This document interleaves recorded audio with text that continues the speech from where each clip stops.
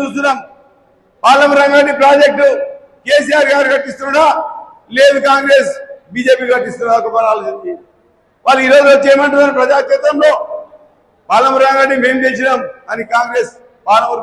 Rangareddy project మీద వాళ్ళు బీజేపీలు మాట్లాడుతున్నారు ఎంతవరకు నిజమో అబద్ధమో ఆలోచన చేసుకోండి ఈరోజు ప్రాజెక్టు ఓకే కట్టిను ఈరోజు 90% కంప్లీట్ అయినాయి అదేలాగా మీరు కొత్తగా ఏం చేస్తున్నాము అని కాంగ్రెస్ అని చెప్తలేరు బీజేపీ అని చెప్తలేరు ఎటు చేసిన అభివృద్ధి పైన ఉంగలు పెట్టుకుంటా కేసీఆర్ గారిని తిట్టనే వాళ్ళ అంతా అయిపోయింది టైం పాస్ చేస్తున్నారు ఎందుకంటే ఈ 6 పథకాలను అమలు చేసే పరిస్థితి లేరు వాళ్ళు ఈరోజు ముఖ్యమంత్రి గారికి భయముడుతున్నది ఈ హామీ కానీ అమలు కాని హామీలను అనువుగాని హామీలను ఈరోజు ప్రకటించి ఈరోజు ఇప్పటి వరకు మొన్ననే ఏమన్నాడు రాగానే 9వ తారీఖే నేను సంతకం పెడతా రుణమాఫీ చేస్తారంటే నాకు రుణమాఫీ తెచ్చుకోబడి ఇమీడియట్ తెచ్చుకోబడి మాఫీ చేస్తాను అదేవిధంగా అయితే ఆసరా పెన్షన్ అది 2000 4000 చేస్తాను ఎక్కడున్నది అదేవిధంగా రైతులందరికీ ఇలా బోనస్ గా 500 ఇస్తా ఇప్పుడు కాదు ఖరీఫ్ పండుగ మనం మీరు అమ్ముకున్న పంట గింజలకు కూడా నేను 500 కల్పిస్తా ఎక్కడ ఒక్కటిగా ఉండదా అదేవిధంగా ఈరోజు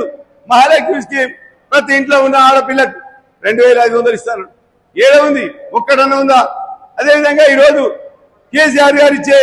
కళ్యాణ లక్ష్మి షాదీ ముబారక్ అదే కాదు ఇంకా తులం బంగారం ఇస్తా ఏడుండది తులం బంగారం ఏంటది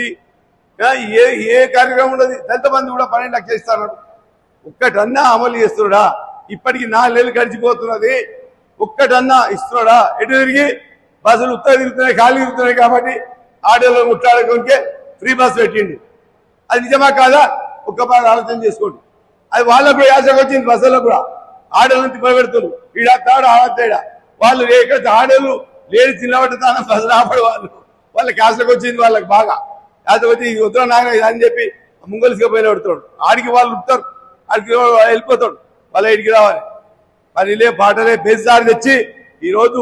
అభివృద్ధిని నాశనం చేసి ఈరోజు లేనిపోని పథకాలు అమలు కాని పథకాలను ఇచ్చి ఈరోజు మళ్ళీ ఆగస్టు 15 తగ్గిస్తా అంటున్నాడు